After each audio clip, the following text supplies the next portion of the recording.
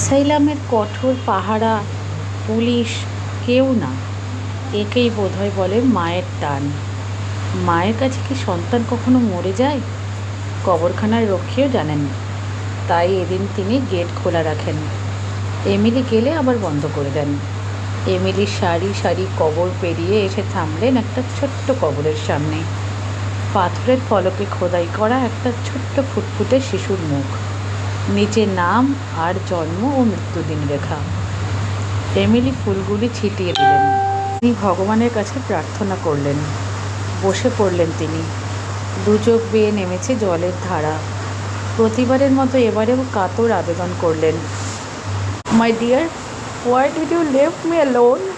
Please come to mom. Please, at least one time. Please come, my baby.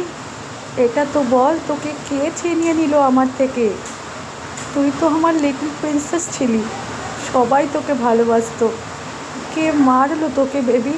কেন মারলো? অঝোর কান্নায় ভেঙে পড়েন এমিলি। প্রতিবারের মতো এবারেও কেউ সাড়া দিল না। মাত্র 4টে বছর ছিল। কী যে মায়ার বাঁধনে বেঁধেছিল।